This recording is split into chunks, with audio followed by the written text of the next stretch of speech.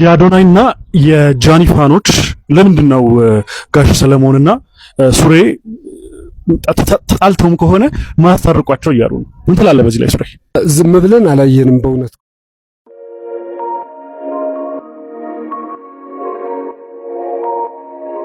ተወዳጆቹን ቲክቶከሮች አዶናይና ጃኒን ለማስታረቅ ጥረት መጀመሩ ተገልጿል። አዶናይና ጃኒ ሊታረቁ ነው። በሽምግልና እንዲሄዱ የተመረጡ ግለሰቦች ጉዳይ የበርካቶችን ትኩረት ስቧል። አንድ ዓመት የቆየው የፍቅራቸው ጊዜ በመለየት ከተቋጨ ወራት ቢቆጠሩም ዳግም ሊገናኙና ብሎም ፍቅራቸውን እንዲቀጥሉ የሚያደርጉ እንቅስቃሴዎች መደረጋቸው ሰምቷል።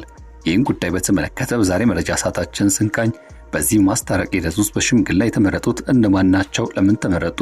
እንዲሁም ደግሞ ሂደቱ ምን ይመስላል የሚለውን በዝርዝር የምንቃኝና የምንዳስስ ይሆናል። ውድ ቤተሰቦቻችን፣ በሌላኛው መረጃችን ደግሞ የገዛ ሚዜዋ ባሏን የተጠቀቻት ሴት አሳዛኝ ታሪክ የበርካቶችን ልብ ነክቷል። ከዚህ ጋር በተገናኘ በዛሬ መረጃ ሰዓታችን ጉዳዩን የምንቃኝ ይሆናል። ውድ ቤተሰቦቻችን፣ እኛ ኢትዮ ግሎባል 360 ኒውስ ነን። ቻናላችን አዲስ ከሆናችሁ ሰብስክራይብ፣ ቪዲዮን ከወደዳችሁት ላይክ፣ ሼር እንድታደርጉ እየጋበዝን ወደ ዝርዝሩ ገባን። መልካም ቆይታም።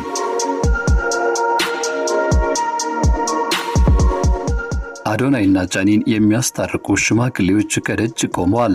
ፍቅርና ዝና ሲገናኙ ብዙ ይከተሏቸዋል፣ ያደንቋቸዋል። ሲለያዩ ደግሞ የዛን ያህል የተመልካችን ልብ ይሰብራሉ። በማህበራዊ ሚዲያ በተለይም በቲክቶክ መንደር የበርካቶችን ቀልብ ስበው የነበሩት ጥንዶቹ ፍቅራቸው ሲያብብ በጋራ ሲስቁ ሲጫወቱና አዝናኝ ጊዜያትን ሲያሳልፉ ተመልካች አብራቸው ፈገግ ያለላቸው ተወዳጆቹ ጥንዶች ነበሩ አዶናይና ጃኒ።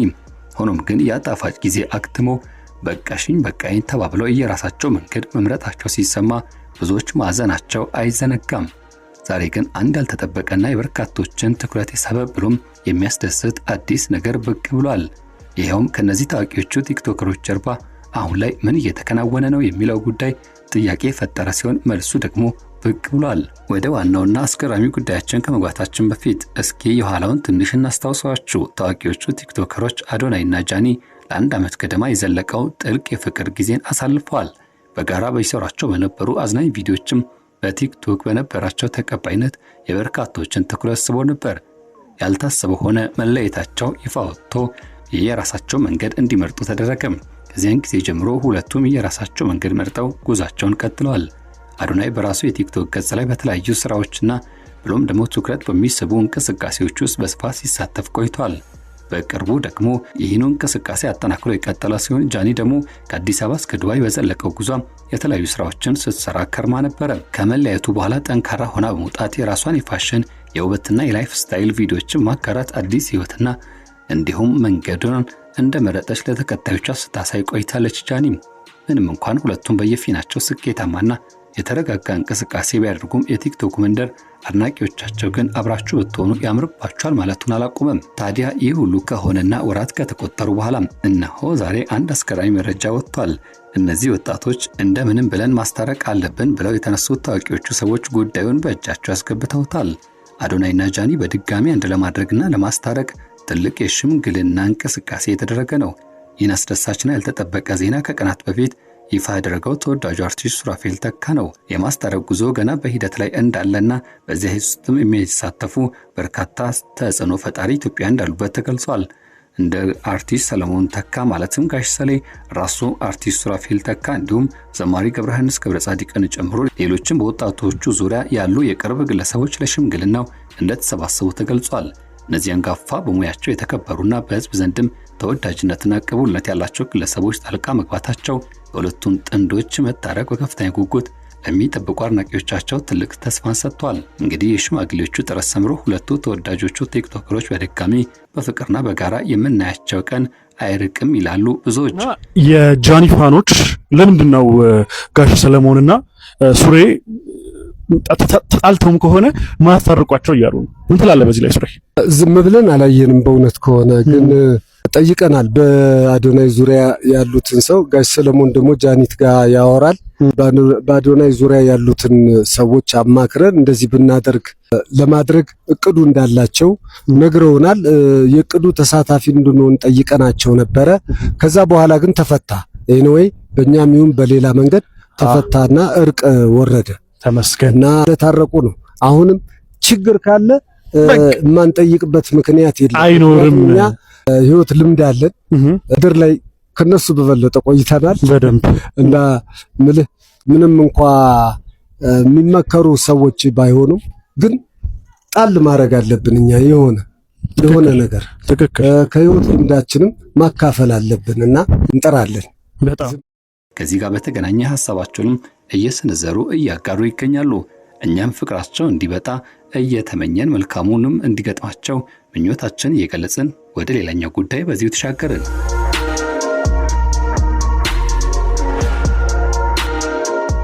የገዛ ባሏን በራሷ ሚዜ የተነጠቀችው ሴት አሳዛኝ መጨረሻም። የራሴ ሚዜ ባሌን ቀምታኛለች።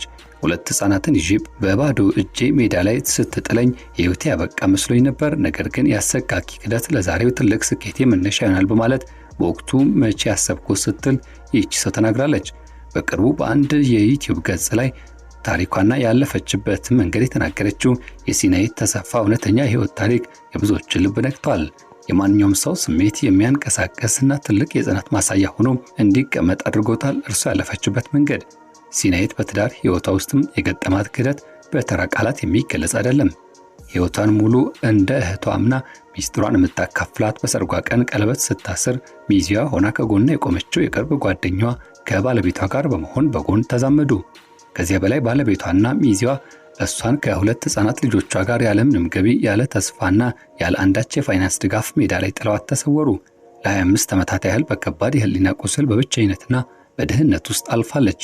ልጆቿ እንዳይጎዱና አባታቸውን አጥተው እሷንም እንዳያጡ ማሰብ የአንጀቷን ቆርጣም የራሷን ደስታና ወጣትነት መስዋዕትነት አድርጋ በብቸኝነት አሳደገቻቸው።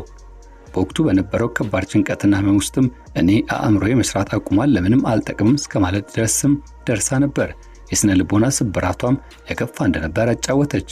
ነገር ግን ሲናይት ታሪኳ በለቅሶ በቁጭትና በተስፋ መቁረጥ አላበቃም።